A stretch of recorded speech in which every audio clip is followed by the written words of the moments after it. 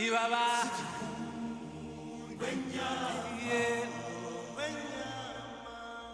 اهلا بيكم يا شباب في فيديو جديد. الفيديو ده هنعرف مع بعض مين هي افضل شركة انيميشن عبر التاريخ. قبل ما نبدأ الفيديو متنساش تصلي على النبي وتشترك في القناة لو انت مش مشترك، ويلا نبدأ. عشان نحدد مين هي افضل شركة انيميشن لازم نرجع للاصل والبداية اللي هي طبعا الغني عن التعريف ديزني. والت ديزني قرر يعمل اول فيلم انيميشن طويل في سنة 1973 وهو سنو وايت. هوليوود كلها قالت عليه ان هو مجنون، والناس قالت مين اللهبل اللي هيقعد في السينما ساعة ونص يتفرج على رسومات متحركة.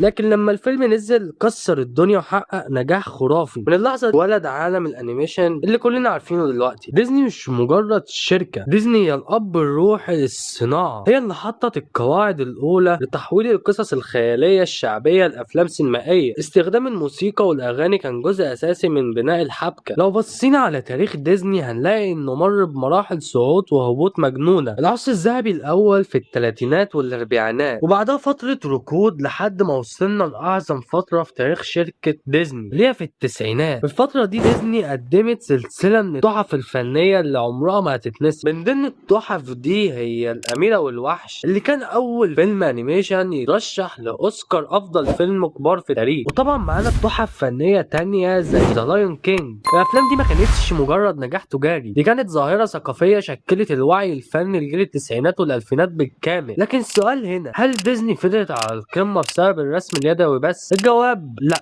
لما التكنولوجيا اتغيرت والجمهور بدأ يميل للرسوم ثلاثية الأبعاد اللي هي 3 دي رجعت بقوة مرعبة في الإعصار الأكبر في تاريخ الأنيميشن الحديث وهو فورزن. فورزن ما كانش فيلم عادي، ده كان فيلم تقريبا كلنا اتفرجنا عليه واحنا صغيرين. وبعدها جه فيلم زيتوبيا اللي أثبت إن ديزني تقدر تطرح قضايا مجتمعية تقيلة جدا زي العنصرية والطبقية، بس في قالب كرتون عبقري ممتع للأطفال والكبار. لكن ديزني مش كاملة. لما نيجي نقيمها عشان العرش لازم نذكر الجانب المظلم من ديزني. مشكلة ديزني الأزلية هي اللعب في الأمان والجشع التجاري. ديزني لما تلاقي خلطة بتنجح بتفضل تعصرها لحد ما تجيب آخرها. في السنوات الأخيرة شفنا هبوط واضح في الابتكار، والتركيز بقى أكتر على أعمال أجزاء تانية ملهاش داعي، أو إعادة إنتاج أفلامها كأفلام لايف أكشن جافة وخالية من الروح، مجرد استغلال للنوستالجيا عشان يجمعوا فلوس من الجمهور. ديزني عندها تاريخ وعندها القوة المالية وعندها الشخصيات الأكثر تأثيرا في ثقافة البوب، لكن القوة وتاريخ كافيين إنهم يخلوا الأفضل فنيا. ده اللي هنعرفه لما نقارنها بطفلها المتمرد اللي هي بيكسار. ما بدأتش كشركة كرتون عادية، دي بدأت كشركة تكنولوجيا تحت مظلة لوكاس فيلم. سنة 1995 بيكسار نزلت الضربة القاضية في فيلم توي ستوري، أول فيلم أنيميشن 3 دي بالكامل في التاريخ. الفيلم ده ما بهرش الناس بالتكنولوجيا بس ده بهرهم بالقصة. بيكسار حطت الخلطة السحرية اللي مشيت عليها لسنين. ايه اللي هيحصل لو اللعبة اتكلمت وخرجت من الأوضة، أو ايه اللي هيحصل لو الوحوش كانت بتخاف من الأطفال. بيكسار مش بتعمل أفلام للأطفال وعايزة الكبار يتسلى معاهم، بيكسار بتعمل أفلام للكبار والأطفال. مين فينا يقدر ينسى أول 10 دقايق من فيلم أب؟ كانوا تقريبا بدون كلام، لخصت قصة حب وحزن وإحباط وعجز وخلت ملايين الكبار يعيطوا في الصلاة. مين يقدر ينسى فلسفة انسايد اوت اللي بتعلمك ان الحزن مش شخصية شريرة بل هو جزء اساسي من صحتك النفسية؟ او فيلم وول اي اللي ناقش التلوث وفناء البشرية بدون ولا كلمة حوار. في النصف الاول من الفيلم بيكسار اثبتت ان الانيميشن يقدر ينافس اعظم الافلام السينمائية بثابت النص والعمق الفلسفي. بس طبعا ده ما يمنعش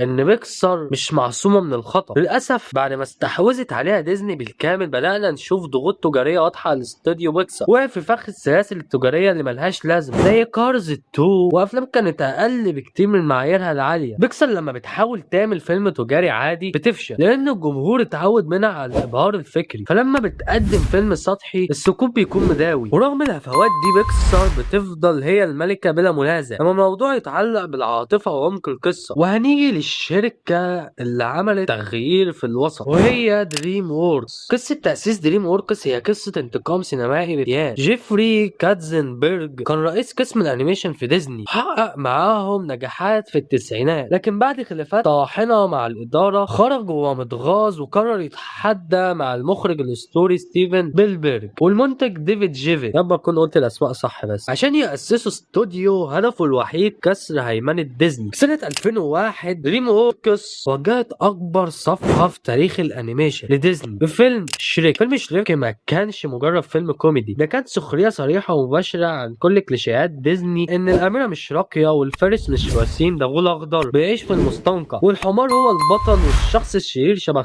شخصيات ديزني التقليدية. الفيلم حقق نجاح مرعب واقتنص أول جائزة أوسكار لأفضل فيلم أنيميشن في التاريخ، متفوقا على ديزني في ملعبها. وطبعا الشركة ما وقفتش عن السخرية من ديزني، دي أثبتت إنها تقدر تعمل ملاحم سينمائية بصرية وقصصية عظيمة. ثلاثية كونج فو باندا خلطة عبقرية بين الأكشن والكوميديا والفلسفة والفنون القتالية الشرقية. وثلاثية هاو تو ترين يور دراجون واحدة من أعظم الثلاثيات في تاريخ السينما ككل، بناء عالم مذهل وتطور الشخصيات ناضج وموسيقى تصويرية تاخد العقل. نقاط قوة دريم ووركس هي الجراءة في الأكشن العالي والكوميديا الذكية، لكن عيبها الأكبر هو التذبذب المجنون في المستوى. دريم ممكن تنزل لك تحفة فنية زي هاو تو ترين يور دراجون، نفس السنة تنزل لك فيلم سطحي مستفز زي ذا بوس بيبي. الاستوديو ما عندوش فلتر ثابت للجودة زي بيكسار، ده بيخلي الجمهور أحيانا يقلل من أعمالهم الجديدة. في المركز الثالث معانا طبعا عندنا شركة